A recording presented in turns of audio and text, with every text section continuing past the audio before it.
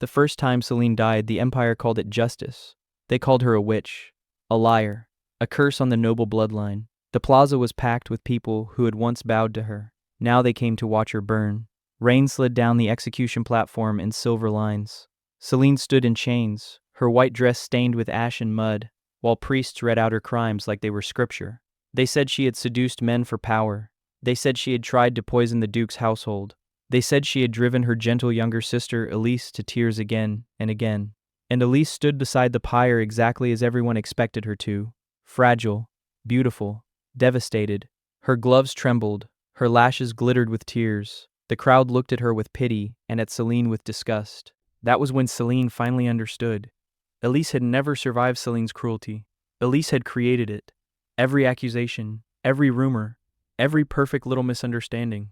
It had all been staged. As the fire was lit, Elise stepped close enough for only Celine to hear. "You were always so easy to blame." The flames climbed higher. The crowd began to cheer.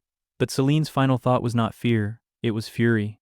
Then the silver moon clock hidden beneath her chains cracked in half. The world shattered with it, and Celine opened her eyes in the past, back in her bedroom, back before the trial, back before the fire, back before Elise stole her name, her future, and her life. The moon clock on her bedside table was glowing faintly in the dark. Celine touched it, stared at her younger hands, and smiled. Because fate had not shown her mercy, it had handed her a weapon.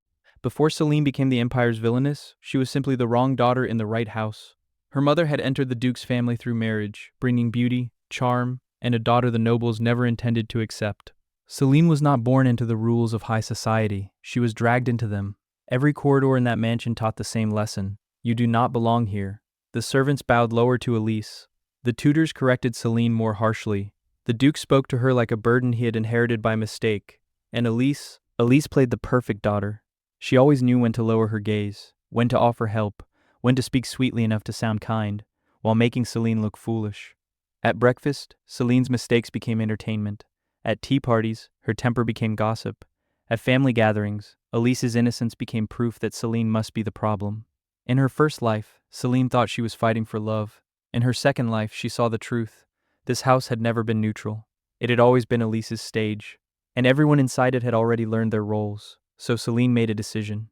This time, she would not beg to be loved. She would not scream when mocked. She would not throw herself against the walls of a family that wanted her broken. This time, she would become calm. Precise. Patient. Because loud enemies can be punished. Quiet ones become dangerous. Celine's first rule was simple. Never give your enemy the reaction they prepared for. The very next morning, Elise set the first trap. A formal breakfast. A silk tablecloth. A cup of dark tea placed just close enough to Celine's hand.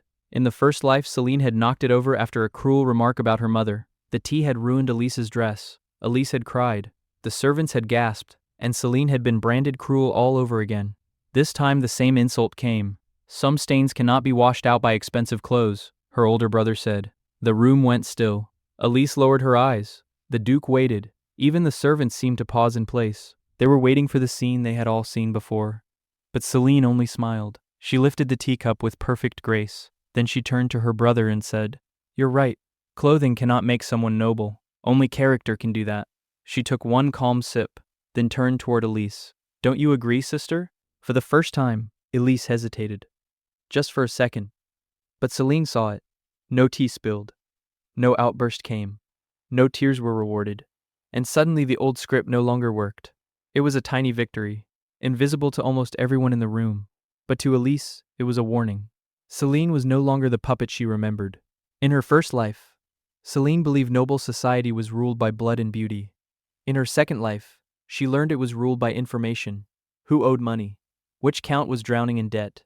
Which lady sent secret letters through the back gate? Which servant hated their master enough to talk? So Celine began buying the battlefield, not with soldiers, with favors.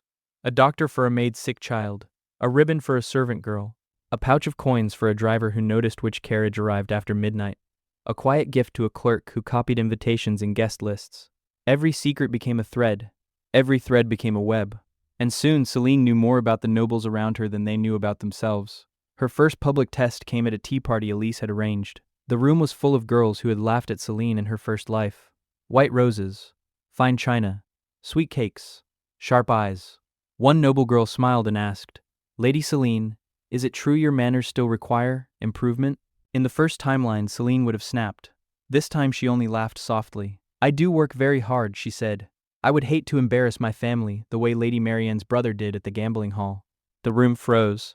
Fans stopped moving. Eyes widened. Marianne's smile disappeared. Celine took a calm sip of tea. Oh, she said gently. Was that supposed to remain private?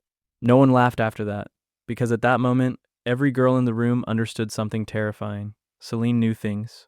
And Elise realized the battlefield no longer belonged to her. In Celine's first life, she made the same mistake many desperate women made. She believed winning the crown prince would save her. It didn't. The prince had watched her fall. He had listened to the accusations. And in the end, he had done nothing. So in this life, Celine chose a different strategy. She would not chase the prince. She would make him curious. At a royal garden banquet, Elise did what she always did best. She arrived glowing in pale colors, smiled softly at the court ladies, and waited for admiration to gather around her, like perfume. Celine arrived in black, not mourning black, war black. She did not flirt. She did not beg for attention. She simply spoke when it mattered. When the prince mentioned a trade dispute at the northern border, the nobles gave empty opinions. Celine gave a solution. When a lady repeated a rumor about grain shortages, Celine named the merchant families behind it. And when Elise tried to present herself as the compassionate daughter of the house, Celine quietly asked why compassion had not extended to the dismissed servants from their estate. The prince looked at Celine then, not with affection, with interest. That was enough. Because love was unstable, interest could become influence. And influence was far more useful than romance. Elise had spent years mastering one talent, looking innocent while someone else took the blame. So when a priceless sapphire brooch disappeared from the Duchess's chambers, everyone turned towards Celine almost immediately. It was the kind of scandal Elise loved. Small enough to seem believable, ugly enough to spread fast. In the first life, Celine would have exploded. She would have shouted, denied everything, made herself look guilty without realizing it. This time, she did nothing. She let the accusations grow. She let the servants whisper. She let Elise stand there with trembling hands and concerned eyes. Then Celine asked one simple question. If I stole it, why was my maid searched before my room was? The chamber went quiet. Celine stepped closer to Elise's personal maid and calmly asked her to empty her sleeve. The sapphire brooch fell onto the carpet. No one moved. Elise's face lost color, only for a second. Then she began to cry and insist her maid had acted alone. The Duchess believed her. Of course she did. But that was not the point. For the first time, the household had seen a crack in Elise's perfection. And once people see a crack, they start looking for more. Celine didn't need Elise destroyed yet. She only needed the illusion to bleed. By the time autumn arrived, Celine had already changed the rules of the game. Servants feared her less and respected her more. Noble daughters whispered about her instead of mocking her, and the prince had started asking questions whenever her name appeared in court. But Celine wanted more than attention. She wanted regret. Real regret. The kind that arrives too late to save anyone. So she chose her next target carefully. Her former fiancé. In her first life, he had smiled while using her family connections, then abandoned her the moment the rumors made her inconvenient. He had not betrayed her out of hatred. He had done it because it was easy. At the autumn ball, Celine let him approach her first. He expected the old Celine, the girl who loved too quickly, trusted too easily, and mistook politeness for devotion. Instead, he found a woman who already knew his debts, his lies, and the private agreement he had made with Elise's faction. Celine danced with him once. Only once. Then, in the middle of the ballroom, she asked loudly enough for nearby nobles to hear, "Should I congratulate you on your engagement plans, or on the gambling debts you're hiding behind them?" His hand went cold. The music kept playing, but the room changed. People turned. Whispers spread, and for the first time, he looked at Celine not as a discarded woman, but as a disaster he had failed to predict. Celine smiled, because regret always tastes sweeter when served in public. In her first life, Celine had been dragged through someone else's story. The cruel sister, the jealous daughter, the perfect scapegoat. But in this life, the script was changing. Elise was still dangerous. The Duke still trusted appearances. And the Empire still loved beautiful lies more than ugly truth. But now Celine had something she had never possessed before.